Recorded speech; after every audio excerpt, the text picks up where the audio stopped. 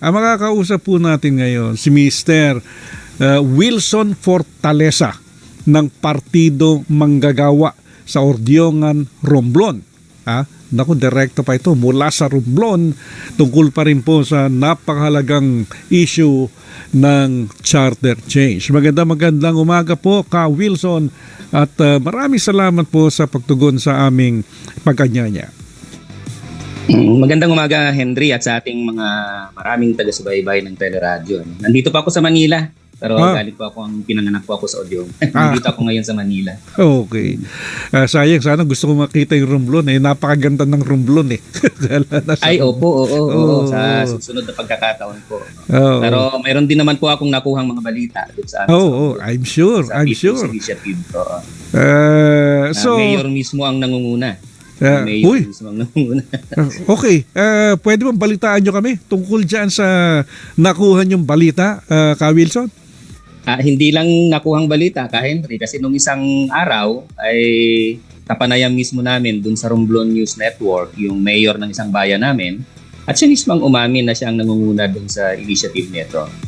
Ang dinideny niya lang ay walang perang involved pero syempre hindi na namin makukumpirma yon kung wala nga pero sa ibang mga barangay tita may report kami na nakuha na meron talagang involved na pera dito sa ang tawag nga namin ay purchased initiative. Ibig sabihin, nabiling inisyatiba kung magtatagumpay man ito.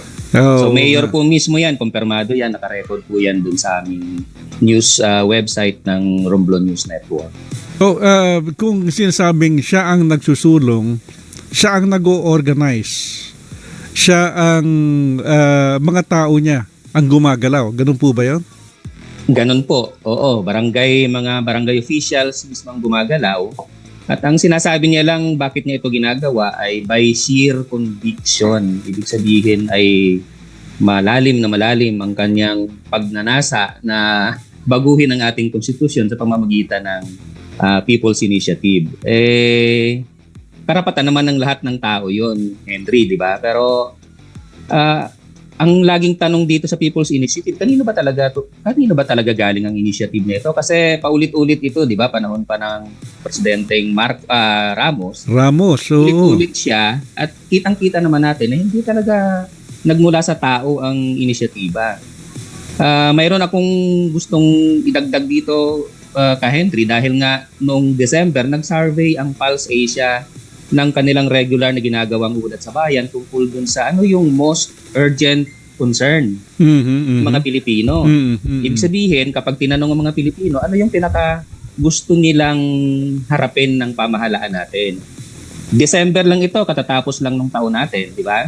December, ang sinasabi dito, ang unang dapat harapin ng gobyerno ay yung inflation. Pangalawa, dapat itaas ang sweldo ng manggagawa. Pangatlo, dapat ay gumawa o lilikha ng maraming trabaho ang Pilipino.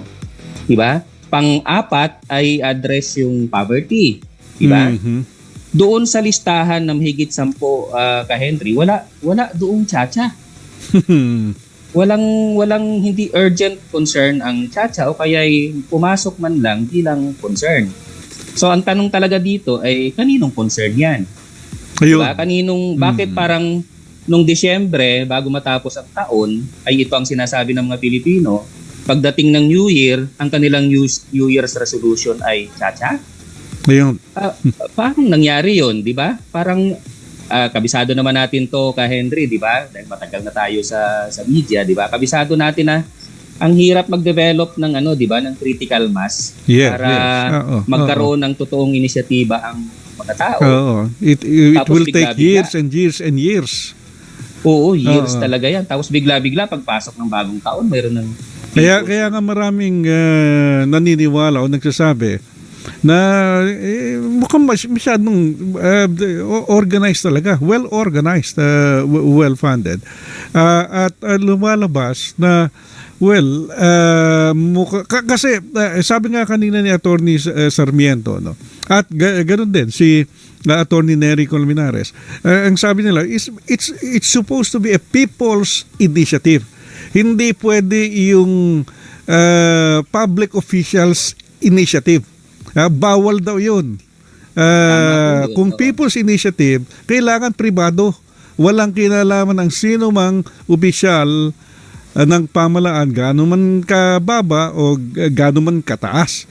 Pero sa kwento nyo ay mukhang doon sa inyong lugar, mayor mismo ang gumagalaw. Oo, at hindi lang sa aming lugar, sa mga chapters namin nationwide, ay LGU talaga ang involved. Kasi dahil hindi naman totoo yung People's Initiative talaga na mayroong groundswell from below, from the grassroots.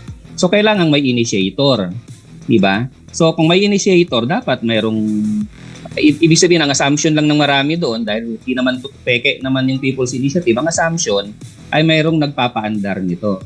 Sigurado ang nagpapaandar nito, tama yung sinabi nila Atty. Nery, no, tama yung sinabi mo na ang pwede lang magpagalaw ng ganitong kaorganisadong bagay nationwide, di ba? At mayroong nagpopondo nitong campaign na ito nationwide ay yung mga nasa kapangyarihan. Hindi ito kaya ng mga ordinaryong mamamayan na mag-initiate ng ganitong nationwide na kampanya.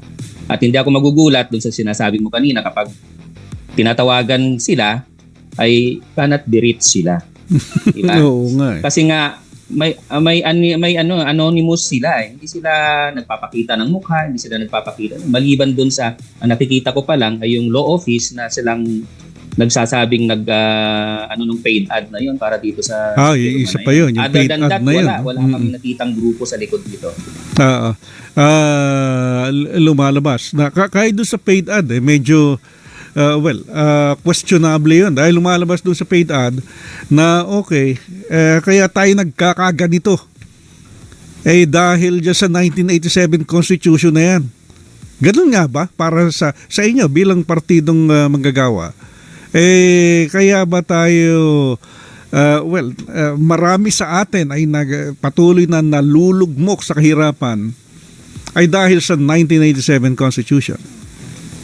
Ay hindi po kami naniniwala dyan, Henry, dahil fake news po yan eh. Kung yung paid ad ay nagsasabi na ang dahilan lahat ay EDSA Puera, no? Na yung mga tao daw ay na EDSA Puera nung panahon ng EDSA at ang konstitusyong nilikha ng EDSA ay scripted po yung palabas na yon eh. Hindi po yun sa totoong buhay. Kasi sa totoong buhay, totoo namang patuloy na naghihirap ang mga tao ngayon, laganap ang inikwalidad dito sa ating bansa. Pero mas malalim ang dahilan diyan. Yung buong sistema natin ang may problema di ba? Yung sistema ng ating ekonomiya, yung klase ng kapitalismo na mayroon tayo dito, na 1% lang ng ating populasyon ang may kontrol ng mga negosyo at ari-arian dito sa ating bansa. Di ba? Kaya pag nakita nga natin yung income class natin, 74% ay tinuturing na nasa mga mahihirap.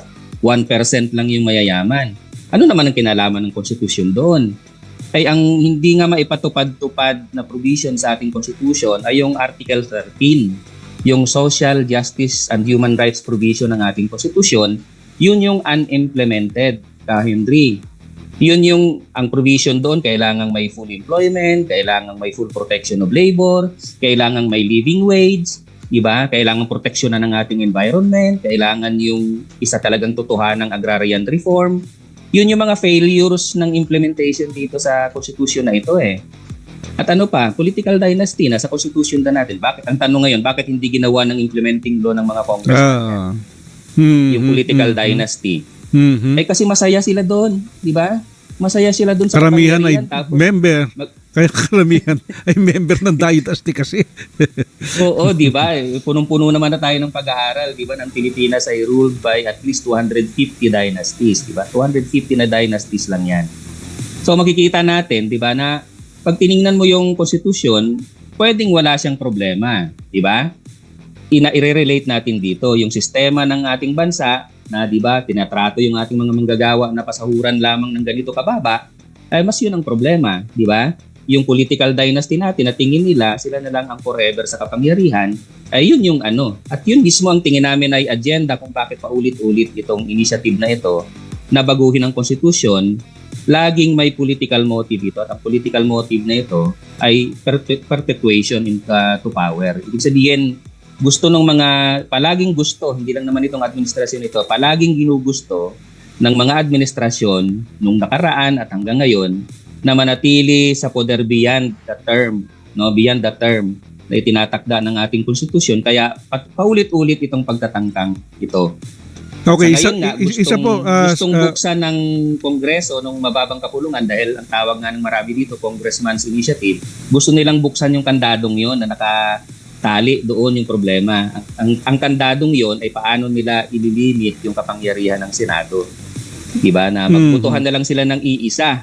Kaya nating kontrolin ng so, Senado. Ka Wilson, kapag isa na lang tayong sa boboto. sinasabi ng mga naniniwala dito sa pagpalit o pag-amyenda ng ating saligang batas ay dapat palitan.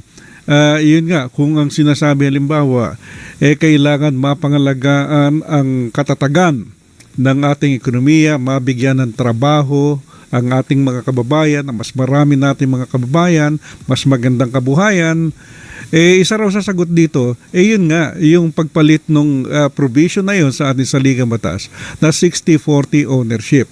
Ito tinuturo ng dahilan Ika nga, no? Ito raw kung bakit hindi nag-nenegosyo dito ang mga dayuhan, yung may mga kapital, dahil dun sa provision na yun sa ating saligang batas. Pag nabago raw ito, halimbawa 100%, allow natin na ownership yung mga dayuhan, marami rin mga kapital dito, maraming mabibigyan ng trabaho at uunlad ang ating bayan. So how would you react to this? Hindi rin totoo yan ka Henry kasi narinig ko nga si Senator Sherwin kanina.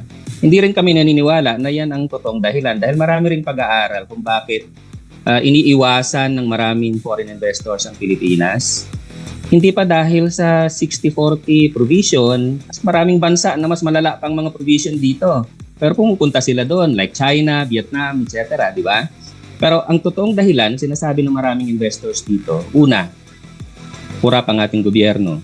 Pangalawa, mataas ang presyo ng kuryente dito sa ating bansa. Yun yung isa sa maraming dahilan kung bakit pagdating sa foreign direct investment, ang preferred destination ng maraming mga investors ay countries like China, Vietnam, Indonesia, no, even Malaysia, di ba? Second na tanong dito kay Henry, ano pa bang parte ng ekonomiya natin ang hindi liberalized? Halos hindi mo na makita dahil nga bukod dun sa binanggit ni Senator Sherwin kanina na mass media, di ba, yung educational institutions natin na limited talaga yan sa 60-40 kasi nga protection natin yan sa sarili natin sa sarili nating patrimonya, di ba? Yung media at yan na lamang. Di ba? Mayroon na tayong 100% ownership sa retail and trade. Yung retail trade liberalization, 100% pwede ka nang mag-own ng negosyo dito sa Pilipinas kapag mayroon kang 2.5 million na puhunan na ipapasok sa Pilipinas. Ganon. Na-amend na yung ating Foreign Retail Trade Act, di ba? Na-amend na rin natin yung Public Service Act natin at inalaw na natin ang 100% ownership sa public utility except power and water. Na-amend na lahat yan So ano pang hindi bukas sa ating ekonomiya? Mismo ang ating agrikultura, durug na, di ba? Mas importation tayo ngayon kaysa protection yung liberalization, ng agrikultura. So, nabanggit nga. ano pang gusto nilang ibukas? Ownership ng lupa. So, para sa iyo, Ka Wilson, Trojan horse lang talaga itong sinasabing economic provision. Ano yan? Mga palamuti lang yan, Ka Henry. Ang totoong agenda dito ay kapangyarihan. Kasi, ewan ko, paano i-imagine ng mga tao, maiisip ba ng mamamayang Pilipino na ang problema natin ay foreign investor? Hindi naman maiisip yun. Maiisip ba ng mamamayang Pilipino na ang problema natin, dapat ang Congress natin ay voting as one? Ang lalalim na konsepto nun, Ka Henry, para maiisip ng ordinaryong tao to launch a people's initiative. Ang makakapag-isip lang nito ay yung may mga political motive. At hindi ko isasara. Mayroong iba pang interest na nagtutulak nito. Matagal nang itinutulak ng Foreign Chambers of Commerce ang pagbabago sa economic provision itong ating bansa. Kaya paulit-ulit din lang yung attempt na yan. So it's both political and economic ang laging motibasyon nitong pagtutulak ng Chacha. Pero sa amin, tingin namin mas primary itong political motivation dito. Okay. And with that, maraming salamat, Ka Wilson. Nakapiling ka namin sa umagang ito. Thank you po. Maraming salamat din, Ka Henry. Mabuhay po ang inyong programa. Mabuhay po si Ka Wilson Fortaleza ng Partido Manggagawa.